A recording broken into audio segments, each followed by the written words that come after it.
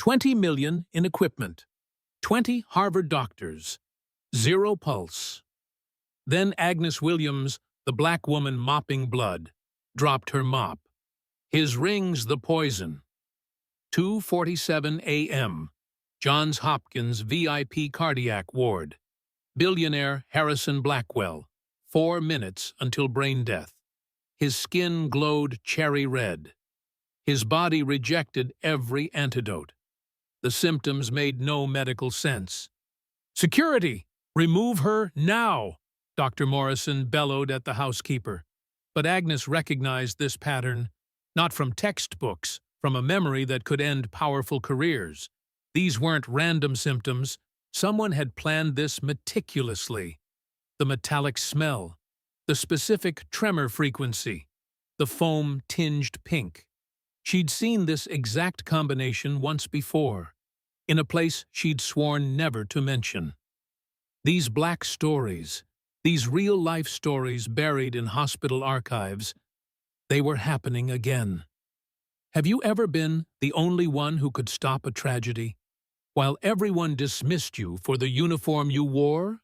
Security guard Rodriguez's hand clamped around Agnes's wrist, his body cam recording everything since the Jensen lawsuit. The metal nameplate on her uniform cut into her skin as he pulled. "The ring!" Agnes forced through gritted teeth. "Medical alert engraving. Experimental drugs. Just look." Dr. Morrison's laugh cracked like a whip. 3 Harvard degrees, 20 years of surgery, and the janitor thinks she's House MD? His hands trembled slightly, adrenaline or exhaustion from the 18-hour shift. Someone explain how housekeeping breached a sterile field. 2:48 a.m. 3 minutes, 40 seconds until brain death. Nurse Chen angled her phone behind a clipboard TikTok live, despite last month's firing of a nurse for the same violation. Her viewers jumped from hundreds to thousands as Morrison snatched Agnes's mop, thrusting it at her chest. "This is your instrument. Mine save lives." The comments became a blur. "Racist! She's trying to help." "She's trying. Someone's screen recording this, right?" Agnes's eyes caught what others missed. Blackwell's briefcase, Prometheus Biotech embossed in gold, had spilled papers marked Confidential Project Seraphim. His skin wasn't merely red. Under the surgical lights, hexagonal patterns emerged like digital snake scales. Her stomach clenched. She'd seen this pattern before in a lab she'd sworn never to mention. "Dr. Morrison," Agnes's voice stayed level though her pulse hammered. "I've seen this exact toxicity." "Where?" "Google." Morrison's wedding ring caught the light platinum like Blackwell's. "Which online university gave you your medical degree?" "Trump University?" Nervous laughter rippled through the residence. Dr. Park started to speak, caught Morrison's glare, and looked away. Dr. Nguyen studied her shoes. Hospital hierarchy was absolute. Rodriguez yanked Agnes toward the exit. Her shoulders screamed, but she kept talking. "Graphene oxide nanobots. They're reacting with platinum. You need DMPS chelation? Nanobots!" Morrison's voice pitched higher. "Security! Psychiatric evaluation! Now!" "She's decompensating." Chen's stream exploded 50,000, then 500,000 viewers. Number sign "Let Her Speak" began trending. Someone tagged CNN. Agnes forced her breathing steady as Rodriguez and Jackson boxed her in. The monitors told a story Morrison couldn't read. Lactate levels wrong for cardiac arrest. Blood pH suggesting synthetic toxins. Temperature fluctuations in a pattern she'd documented once before. In a report that got her previous life destroyed. Her phone vibrated. The preview flashed. "Senator Williams, committee needs your Prometheus testimony urgent." She killed the screen, but Chen's camera caught it. Comments exploded. Senator? Who is she? 90 seconds left, Agnes said, ice in her voice. FDA filing, January 3rd. Human trials, graphene cardiac repair. Platinum interaction causes molecular. Enough! Morrison's face went purple. Spit flew from his mouth. Rodriguez, remove her or join the unemployment line. The guard's grip tightened, then suddenly loosened. He'd seen her badge flip, level 5 access, biometric required. His brother was C-suite at Hopkins. He knew that clearance level.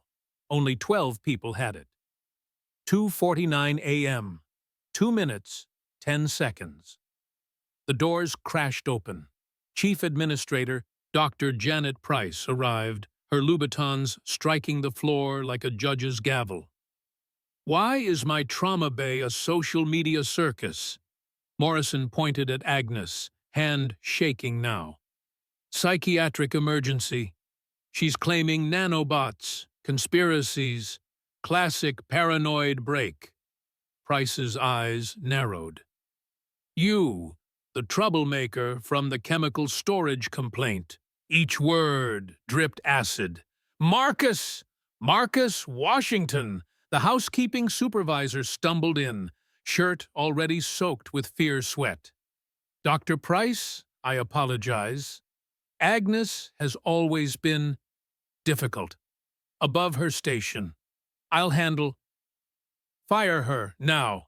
Security, escort her out. Price's voice could have frozen blood. Chen's stream hit 2 million. Comments scrolled impossibly fast. Prometheus employee, here she's right. Check WikiLeaks now. My dad died from those trials. Agnes stood motionless, calculating.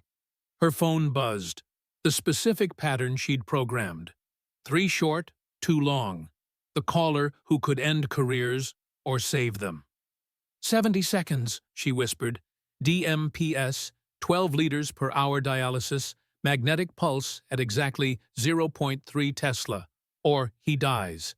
And you'll explain to his father why you ignored the solution. Dr. Kim, the youngest resident, looked up from his phone, face white. The WikiLeaks documents, platinum interaction with graphene, it's all here. Morrison turned savage. You're suspended! Get out! Kim's hands shook, but he held his ground. Sir, people are dying. Security. 2:50 a.m. 45 seconds. Agnes's phone rang. Beethoven's Fifth Symphony filled the trauma bay. Everyone froze. That ringtone was legendary at Hopkins Chairman Blackwell's personal line. Harrison's father, the man who'd donated 3 buildings. She let it ring. Once. Twice. The sound seemed to slow time itself. Her phone wasn't the usual iPhone. Under the lights, its surface revealed embedded circuits worth more than a Tesla. The Prometheus logo pulsed on its case like a heartbeat. Should I answer? Agnes asked softly. Or let him hear his son's last breath through the security footage? He's definitely watching.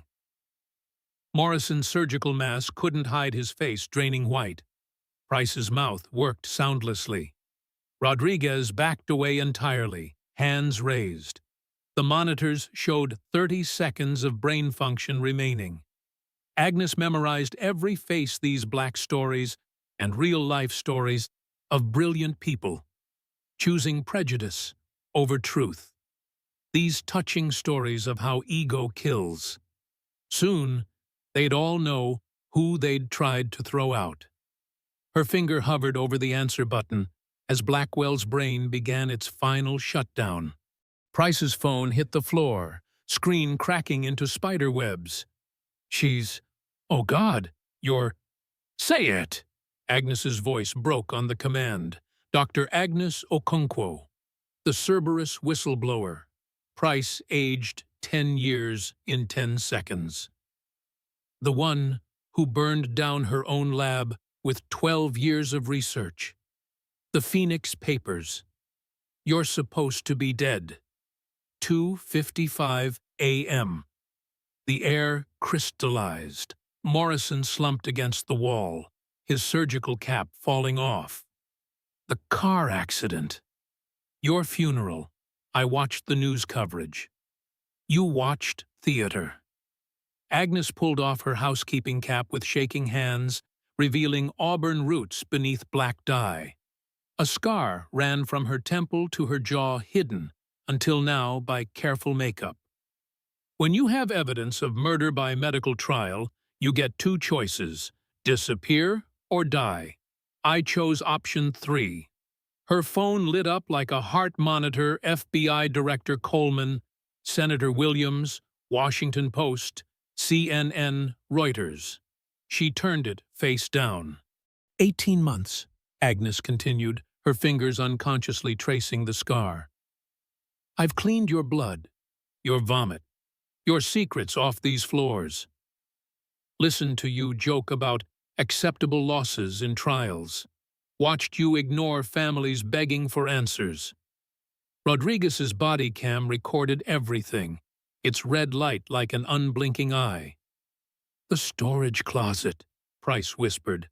Last month's complaint. You weren't worried about bleach. Expired trial drugs, subject files, death certificates never filed. Agnes checked Blackwell's dialysis. The collection bag now held fluid dark as oil. Every violation documented, every crime reported, every report ignored. Dr. Kim stepped forward. Baltimore. You said you'd seen this before. Agnes's professional mask finally cracked completely. Not Baltimore, Bethesda. My mother. Dr. Sarah Okonkwo, age 57. Cerberus trial C-47. Tears ran down her face, but her voice stayed level. They told her the tremors were anxiety. The red skin was menopause. The metal taste was vitamins. She died feeling graphene crawl through her veins like living wire. The room couldn't breathe. She was a professor, Agnes continued. Biochemistry. She knew something was wrong, but they had papers, signatures, waivers, legal murder. She looked at Morrison. You signed her authorization. Tuesday, March 15th, 2023. 3:47 p.m. Morrison's hand went to his mouth. I sign hundreds. I know. That's the problem. 2:56 a.m. Blackwell's breathing steadied, but dark veins still pulsed beneath his skin. Agnes's phone rang. The display made everyone step back. Chairman Blackwell, secure line. She answered on speaker. Your son lives. You're welcome. Dr. Okonkwo. His voice could have frozen helium. My security team just informed me of your real identity. The woman who cost me $8 billion. The woman who exposed 17 murders. Want to count which number's bigger? Silence. Then, what's your price? Full recall. Public admission. Real compensation for victims, not hush money. Or the Washington Post gets 18 months of recordings in. She checked her watch. 9 minutes. You're bluffing. Agnes pulled out her FDA phone, played a recording. The chairman's voice filled the room.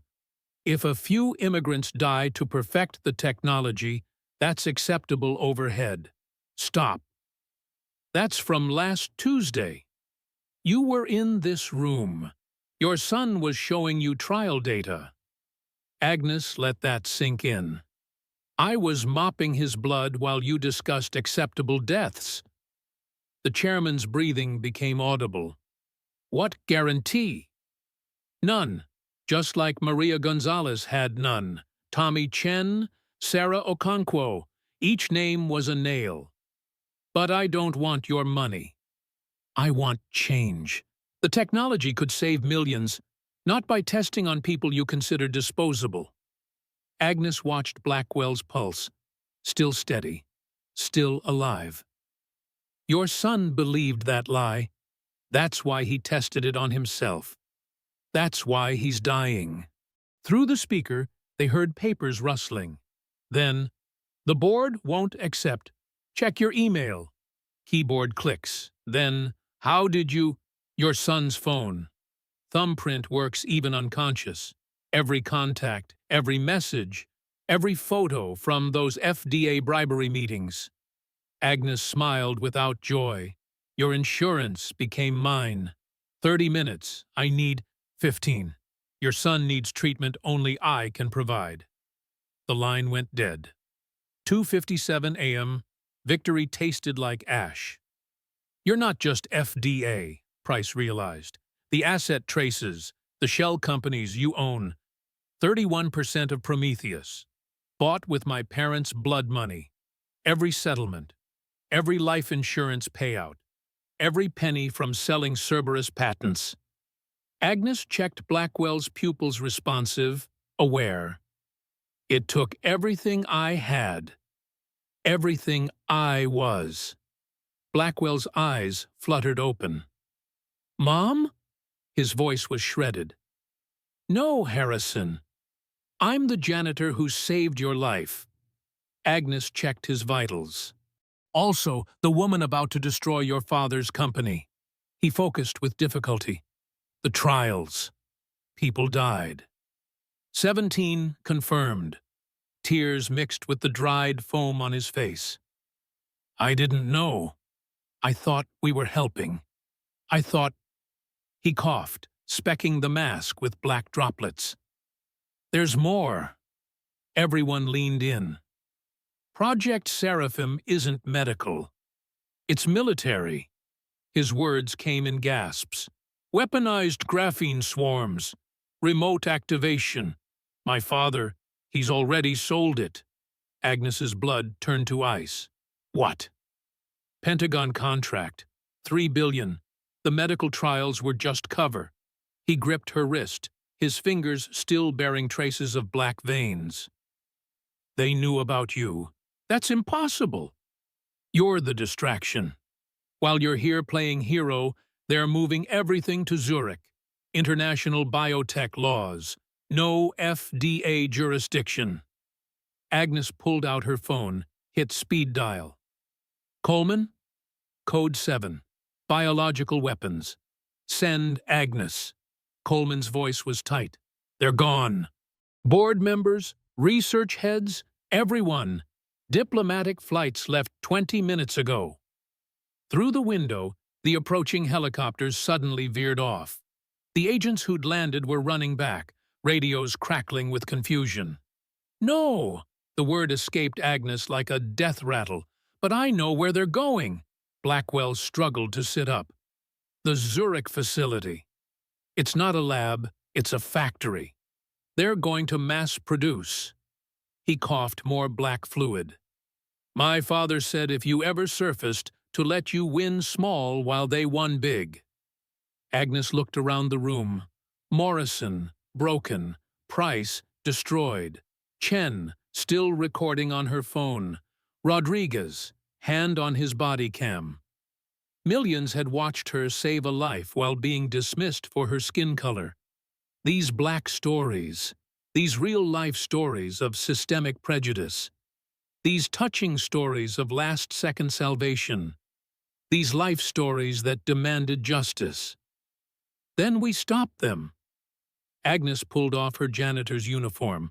Underneath wasn't tactical gear, but a simple black suit. The kind you wear to testify before Congress, or to funerals, or to war. Harrison, can you travel? I'm dying anyway. Might as well die fixing this. You're not dying. The dialysis will work, but we need your access codes. You have them. He smiled through bloody teeth. When you used my thumbprint, you got everything. But you need me alive to verify biometric changes. 2:58 a.m. The room held its breath. Morrison stood up slowly. I'm going with you. Doctor. I signed those authorizations Those 17 people. Your mother. His Harvard ring caught the light. He pulled it off. Let it fall. I need to fix this.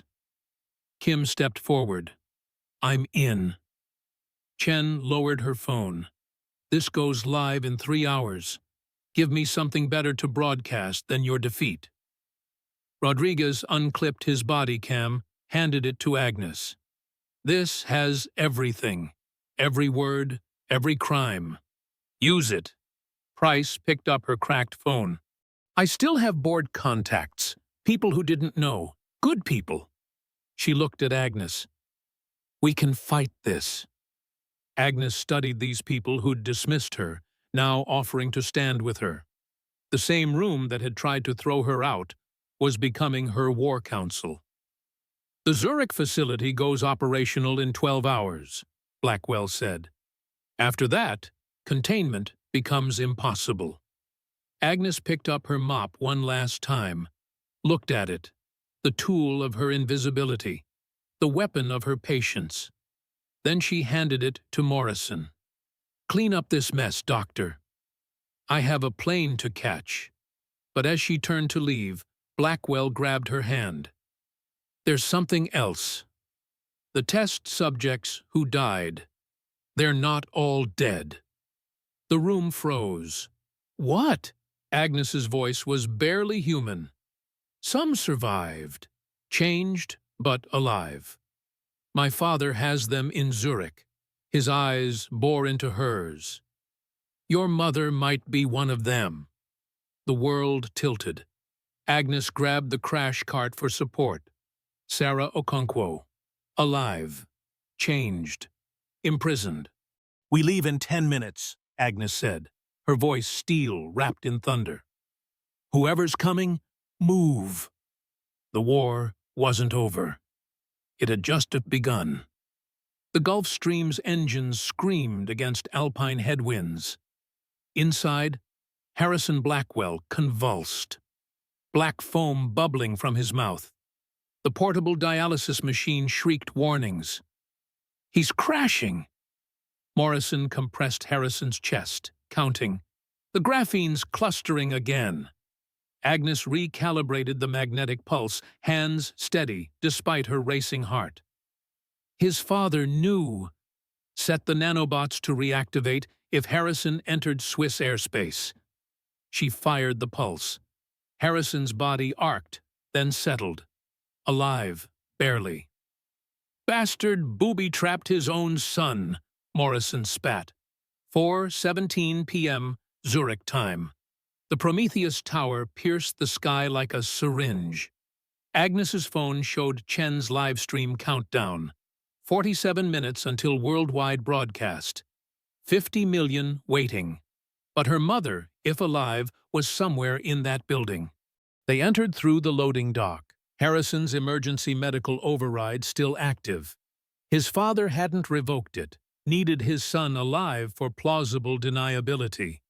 The service elevator reeked of industrial bleach and something else. Fear, sweat. Agnes recognized it from 18 months of mopping up after incidents. Sublevel 7, Harrison whispered, blood trickling from his ear. The graphene's eating my temporal lobe. I have maybe an hour before I forget everything. 40th floor. Executive level. The boardroom doors were Nigerian mahogany. Agnes knew because she'd polished them last month while executives discussed acceptable casualty rates. Now she kicked them open. Harrison! Chairman Blackwell's face cycled through false joy to genuine shock. You shouldn't be. The reactivation protocol. Failed, like your ethics. Harrison collapsed into Morrison's arms but kept talking. Dr. Okonkwo has questions. The room, 12 board members, 3 Pentagon liaisons, and Deputy FDA Director Thompson, the man who'd buried Agnes's reports. The janitor, Thompson laughed nervously. Security is watching Chen's preview stream. Agnes showed her phone. Security guards throughout the building were glued to screens. watching Morrison's racist tirade go viral. They know which side of history to choose. General Patricia Hayes stood, hand moving to her sidearm. This is a classified military. This is a mass murder investigation. Dr. Marie Duchamp entered with Swiss Federal Police. Agnes's call had worked. 17 deaths hidden from our regulators. We're very particular about that here. Chairman Blackwell smiled like a shark sensing blood. Paperwork oversights. My lawyers are in FBI custody. Agnes pulled up her phone, showing raids across 12 cities. Amazing what probable cause Chen's video provided. She accessed the wall screen with Harrison's biometrics. Financial records flooded the display, but also something else: video files labeled by subject numbers. "Don't," the chairman started. Too late. Agnes clicked Subject 7. Her mother's face filled the screen. Sarah Okonkwo, day 1 of treatment. Smiling, hopeful, talking about helping diabetics. Day 5, tremors, confusion. Day 12, screaming as black veins spread. Day 20, no longer human-shaped, but somehow still conscious, still begging. Agnes's legs nearly gave out. Morrison caught her. "My mother," she whispered, then louder, "My mother!" "Is valuable research material," Thompson said coldly. "Her adaptation rate is unprecedented." Agnes's fist connected with his jaw before anyone could move. He dropped, nose exploding in blood. "Agnes," Morrison warned, seeing General Hayes's hand on her weapon. "Show them all," Agnes commanded Harrison. He connected his phone to the screen. 9 more videos played simultaneously. 9 humans transformed into graphene flesh hybrids. 9 unconsciousness trapped in bodies that weren't bodies anymore. The room's temperature seemed to drop 20 degrees. "3 billion from defense," Agnes said, voice deadly calm. 2 billion from China. 1 billion from Russia. You're selling human weaponization to everyone. "Business," the chairman said. Harrison understood. "I understood nothing!" Harrison screamed, black blood spraying from his mouth. "I thought we were healing people, not turning them into programmable weapons." "Naive boy! Healing doesn't generate trillion-dollar valuations." Agnes pulled up real-time trading. "Speaking of valuations, Chen's full stream drops in 20 minutes. Every crime, every video, every death. Stock price predictions?" The CFO went pale, checking his models. "Total collapse. Delisting within hours." "Unless?" Agnes asked. "Unless what?" The chairman's composure cracked slightly. "Live confession. Now, full disclosure. Immediate release of survivors." "Impossible. The technology is classified." "Was classified." General Hayes holstered her weapon, pulled out her phone. "Pentagon just canceled all contracts. We don't associate with crimes against humanity anymore. Bad for recruitment." The chairman's phone exploded with calls: board members, investors, politicians, all running from the burning building of his empire. 10 minutes, Agnes announced. "You can't. I own 31% of this company." Agnes showed her certificates. "Emergency shareholder vote.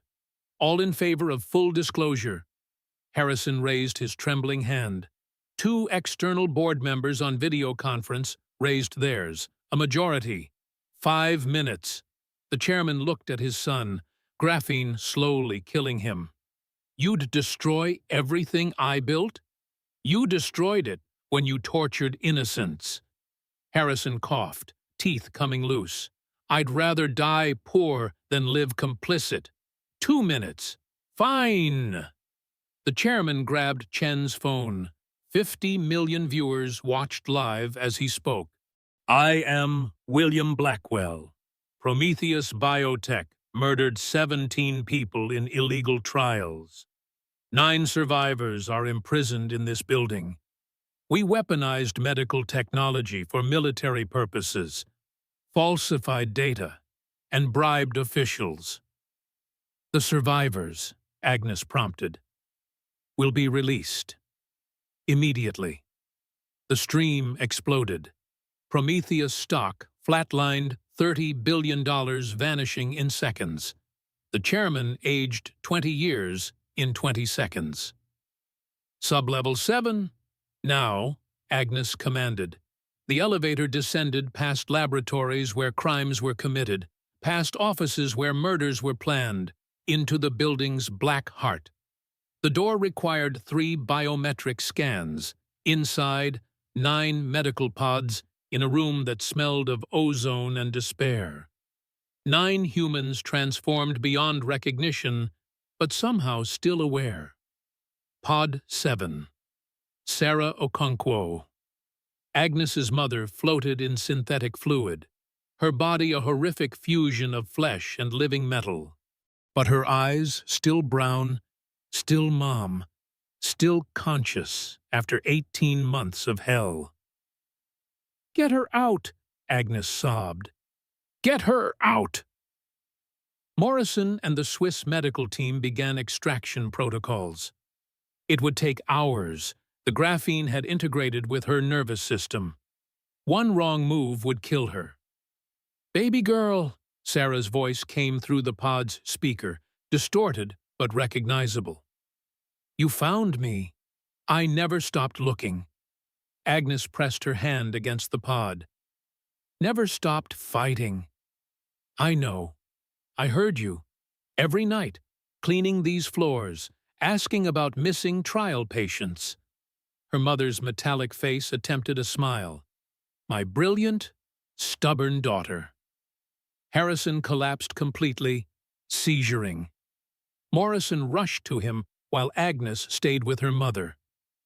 "The others," Sarah whispered. "Save them, too. They have families." Agnes looked at the other 8 pods. 8 humans who'd been written off as acceptable losses. 8 families who'd been told lies. "All of them," she promised. "Every single one." Through the pod's speakers came something impossible. Her mother humming. The lullaby she'd sung when Agnes was young, distorted by transformation but still there. Still human. Still mom. The extraction began. Draining the fluid, carefully disconnecting the neural interfaces. Sarah Okonkwo's body was 89% graphene now, but her mind remained intact. The Swiss team had never seen anything like it. "She fought it," the lead doctor said in awe. "The graphene tried to overwrite her consciousness, but she fought back. For 18 months. She's a professor," Agnes said proudly through tears. "Biochemistry." She understood what was happening and resisted. As they lifted Sarah from the pod, her transformed hand gripped Agnes's with surprising strength. "The formula," Sarah whispered. "I figured out how to reverse it. In my mind, 18 months of calculation." Her metallic fingers traced chemical structures on Agnes's palm. Save them all. Agnes memorized every symbol, every bond, every possibility of redemption. These real-life stories of survival against systemic evil. These black stories of families destroyed by prejudice and greed. These touching stories of reunion after unimaginable horror. These life stories that demanded not just justice, but healing. "We're going to fix this, Mom," Agnes promised. "All of it." Above them, the Prometheus Empire crumbled. Below them, 9 souls began their journey back to humanity. The graphene in Sarah Okonkwo's fingers scraped against the microphone, sending feedback shrieking through Johns Hopkins's auditorium. 6 months post-extraction, she could walk 10 steps. Today, she'd manage 11. "My daughter saved my life by pretending to be nobody," Sarah began, her voice still part human, part digital static. "That's the system we built, where a black woman needs to become invisible to be heard." Agnes stood beside her mother, ready to catch her if she fell. In the audience, Harrison Blackwell sat in his wheelchair, paralyzed but alive. Morrison was there too, no longer in surgeon scrubs, but a community clinic volunteer shirt. His Harvard ring finger still bore the scar from when the MRI ripped it off. "The Agnes alert isn't just a button," Sarah continued, steadying herself. "It's an admission that medicine's biggest disease is arrogance." Behind them, a screen showed the alert in action. A cafeteria worker at Cleveland General stopping a misdiagnosis, a translator at Mount Sinai catching a drug interaction, a parking attendant at UCLA recognizing stroke symptoms doctors missed. 43 saves in 6 months. Each one a life that ego nearly killed. Agnes's phone vibrated another save, this time in Detroit. A custodian recognized chemical poisoning symptoms. The Agnes alert gave him 30 seconds of mandatory attention. The patient lived. "Show them," Sarah whispered to her daughter. Agnes pulled up video from last week. Maria Gonzalez, one of the 9 survivors, working as a diagnostic consultant.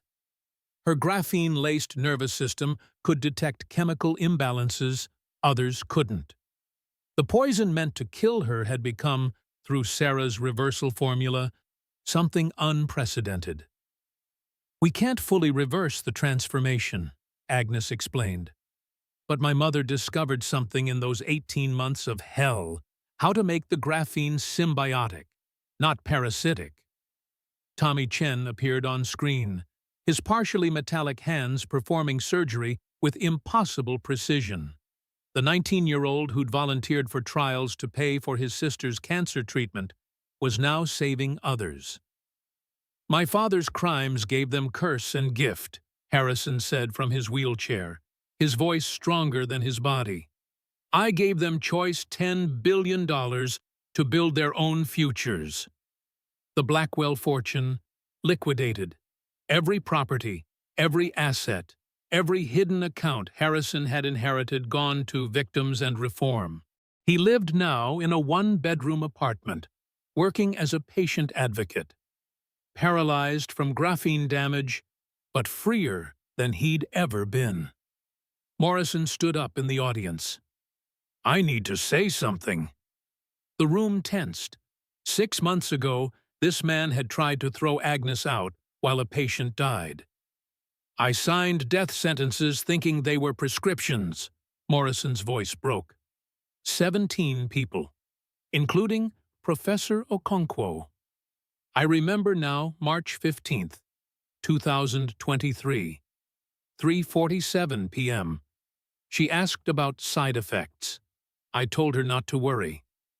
He looked at Sarah. "I'm sorry. That's inadequate, but it's true." Sarah's transformed hand gripped the podium, leaving indentations in the wood. "Apologies don't resurrect the dead, doctor, but they might prevent future graves." The screen changed 17 faces. The dead. Agnes read each name aloud, then added, "Killed by prejudice, wearing a lab coat. Murdered by bias, with a medical degree." Dr. Kim took the stage, now heading Hopkins's Equity Initiative. "Every medical school in America now requires bias training, not optional seminars, mandatory coursework. Fail it, fail medicine." Rodriguez, watching from the back in his security supervisor uniform, remembered that night. His body cam footage had convicted 3 executives, reformed 2 hospitals, and haunted his dreams. He'd grabbed Agnes's wrist, nearly threw out the woman who saved everything. "The Prometheus executives are in prison," Agnes announced. "Chairman Blackwell, 25 to life. Thompson, 15 years. but their system remains everywhere, just with different names, different faces. Chen's live stream of this event already had 10 million viewers. Comments flooded. Stories of dismissed symptoms, ignored warnings, expertise overlooked because it came in unexpected packages. "We can't undo the dead," Sarah said, her 11th step wobbling but successful. "But we can prevent tomorrow's murders." The reversal formula appeared on screen, Sarah's 18 months of mental calculation while trapped in synthetic fluid. Free to anyone, anywhere. The technology of death becoming possibility of healing. "Price isn't here," Agnes noted, looking at the administrator's empty seat. "She's billing insurance claims now, the only job she could find. That's not justice, it's waste. She could have learned, grown, helped. Instead, the system that created her just made another her, somewhere else." Sarah reached her chair, exhausted but victorious. 12 steps. Tomorrow, 13. "Every janitor has a story," Agnes concluded. "Every invisible person sees what you miss. The question isn't whether they matter. It's whether you'll notice before someone dies." These real-life stories of survival. These black stories of recognition delayed. These touching stories of families rebuilt from fragments. These life stories that demand America examine who it ignores. The applause was uncertain, guilty, necessary. Change always is. 1 year later, 2:47 a.m., Johns Hopkins Trauma Bay. Agnes Okonkwo stood where Dr. Morrison had once stood. Not mopping, teaching. Right here, she touched the floor, still stained despite countless cleanings. Harrison Blackwell's blood mixed with my mother's tears. I mopped both, while 20 doctors called me crazy. The medical students, each wearing janitor uniforms for their mandatory invisible week, filmed everything. Tomorrow, they'd clean bedpans. Next week, they'd save lives, if they learned to see. Agnes's phone lit up. Agnes alert, cafeteria worker, OR7. She opened the live stream. Rosa Martinez, who'd served doctors coffee for 15 years, had recognized malignant hyperthermia while delivering lunch. The surgeon stopped cutting, listened for 30 seconds. The patient lived. 1,017 Agnes alerts this year, Agnes announced. 1,017 times someone unimportant saved someone important. The real number? Higher. Not everyone pushes the button. Fear runs deep. Morrison's video message played on screen. From Baltimore Free Clinic, where he now worked for minimum wage, treated more truth this year than 20 years of lies. Mrs. Jackson, diabetic, homeless, reminded me she'd tried to tell me about her nephew's similar symptoms 3 years ago, while she cleaned my office. I'd shut the door. Harrison Blackwell appeared next, quadriplegic now, but smiling. Testified 17 times before Congress. Once for each murder. The Blackwell Act passed community oversight of all medical trials. My father's fortune, distributed.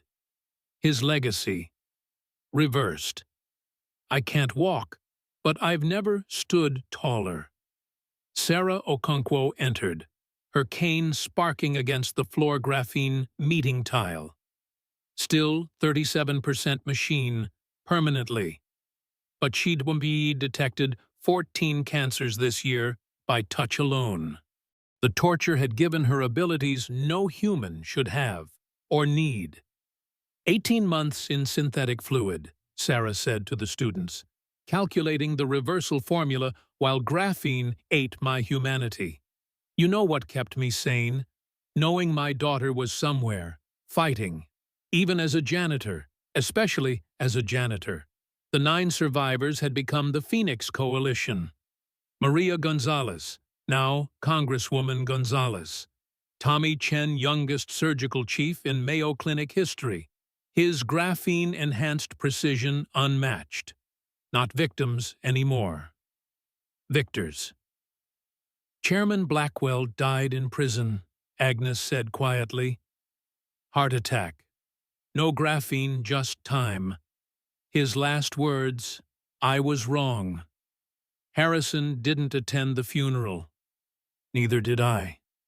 Some graves deserved no witnesses. Price had vanished. Some said suicide. Others said witness protection after testifying. Agnes knew the truth. She'd seen her working at a rural clinic in Alaska, under another name. Learning, growing, becoming who she should have been. These real-life stories of prejudice killing brilliance. These black stories of survival against systemic blindness. These life stories of janitors saving CEOs. These touching stories proving expertise wears every uniform. Your assignment, Agnes told the students, pulling out her old mop, handle worn smooth by her hands. Take this, clean something, and while you do, listen. The person you ignore today might be the only one who can save you tomorrow. Who have you overlooked? The cleaner who mentioned something odd? The immigrant whose broken English carried perfect truth? The black woman whose expertise you couldn't see past her skin? Comment #AgnesAlert with your story. Share if you've ever been invisible despite being right. Subscribe to hear more voices that deserve to be heard, because tomorrow at 2:47 a.m., someone will be dying, and the janitor will have the answer. The question is, will you listen?